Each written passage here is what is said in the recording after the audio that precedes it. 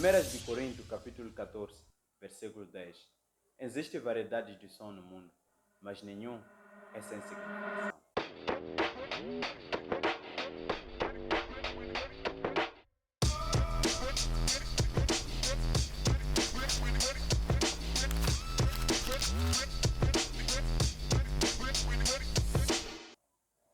Shalom, bem-vindo ao nosso canal mais uma vez, ao canal Ubis, sempre disponível à busca e à transmissão de informações de uma maneira eficaz, de uma maneira eficiente, de uma maneira clara. Como todos vocês sabem, conhecimento é poder e quem tem conhecimento exerce esse poder sobre os que decidem ser ignorantes. A Bíblia diz que Nabucodonosor falou para os 3 jovens judeus, Abednego, Mesaque e Sadraque, que ao ouvirem o som dos instrumentos, se curvem diante da estátua. Ele não disse se curvem diante de mim, ele disse se curvem diante da estátua. Essa é a estratégia da Babilônia.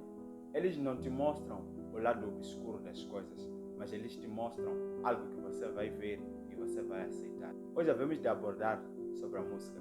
Iremos aprofundar na parte espiritual, assim como no lado parcial das coisas. Ezequiel capítulo 28, versículo 13. A Bíblia diz que estavas no Éden, jardim de Deus, toda pedra preciosa era tua cobertura. A sardônia, o topázio, o diamante, a turquesa, o ônix, o jaspe, a safira, o carbúnculo, a esmeralda, o ouro e obras de todos os tambores e dos pífanos estavam em ti. No dia em que foste criado, foram preparados.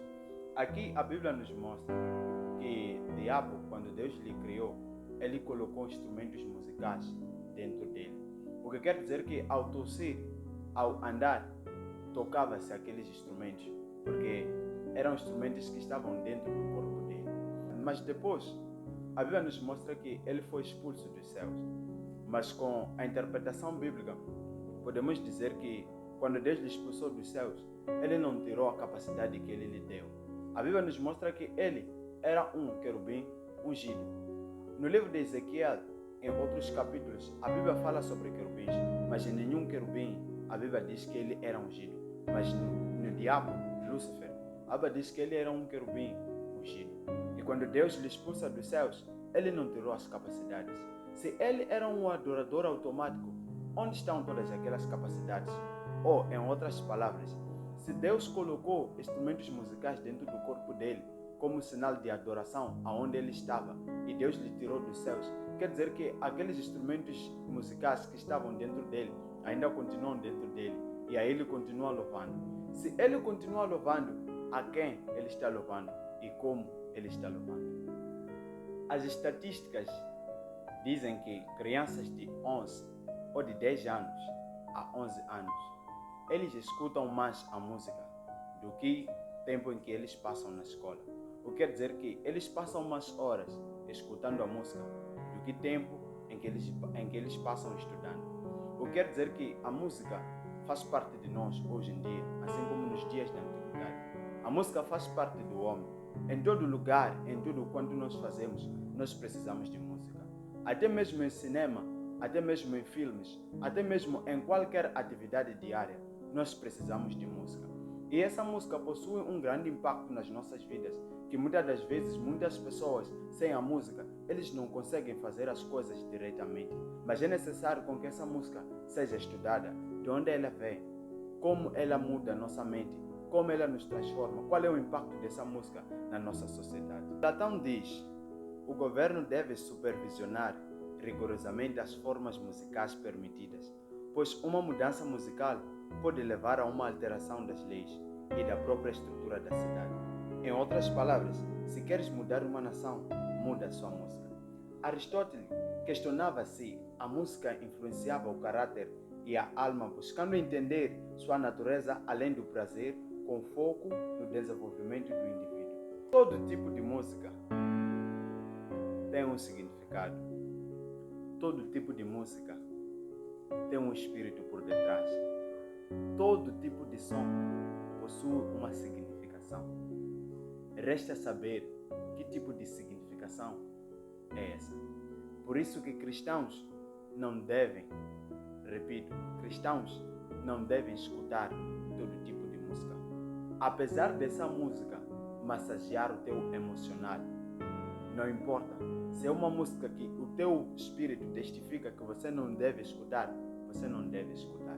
Porque certas coisas nós decidimos fazer, mesmo sabendo que elas são erradas. Se ele era um adorador, ou se ele é um adorador que carrega instrumentos dentro do corpo dele, o que quer dizer que ele ainda continua louvando até o dia de hoje. Por isso que ele continua adorando hoje, mas não da mesma maneira que ele adorava antes. Ele adora hoje por meio de cantores, por meio de músicos. Ele adora a imoralidade, o sexo, que adoram o romantismo, que adoram muitas coisas. É diabo que continua a adorar, mas com uma outra estratégia, usando esses mesmos senhores para adoração a dinheiro, para adoração a muitas outras coisas que existem no mundo hoje atual. Apóstolo Paulo diz assim, que nós conhecemos as suas obras e nós não somos ignorantes às obras do diabo. E ele aconselhava a igreja de Coríntios a não ser ignorante às obras do diabo. O que quer dizer que, muitas das vezes, a ignorância que nós aplicamos em certas coisas que são fundamentais ou que são importantes, mas nós continuamos a aplicar a ignorância, pode ser uma arma ou uma estratégia que o diabo usa para conosco mesmo. Davi diz que tudo que tem fôlego louva o Senhor. O que quer dizer que mesmo em homens é automático adorar. Qualquer tipo de pessoa que vive neste mundo tem uma certa coisa que ele adora. Se não adora a Deus, ele adora o diabo. De uma maneira direta ou indireta, mas o fim é esse. É importante nós analisarmos que tipo de música nós escutamos, porque toda música é como se fosse uma porta, é como se fosse um portal que pode servir para a entrada de demônios ou assim para a entrada de anjos. Toda música possui um altar e quando tocada e quando ouvida, essa música tem o objetivo de nos puxar para o altar em que essa mesma música sai. Você não precisa de alguém para te dizer tira a saia ou tira aquilo mais aquilo quando se toca uma música que fala da imoralidade. Mesmo se essa música fosse uma música que ninguém toca, que ninguém canta, fosse uma música que é somente um instrumental, mas por causa do altar onde essa música foi nascida, onde essa música surge, essa mesma música te puxaria de volta para o altar de onde essa música sai. Até mesmo o Espírito Santo, para ascender, ele precisou da música. Precisou de som, melhor dizer. A Bíblia diz no livro de Atos, capítulo 2, versículo 1. Cumprindo-se o dia de Pentecostes, estavam todos reunidos no mesmo lugar. E de repente veio do céu um som, como de um vento veemente e impetuoso, e encheu toda a casa em que estavam assentados.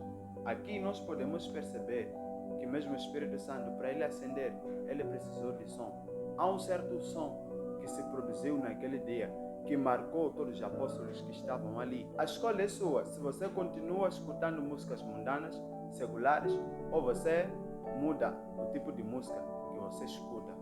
Assiste os nossos vídeos, curta os nossos vídeos, comenta, compartilha e que Deus possa te abençoar poderosamente e ricamente.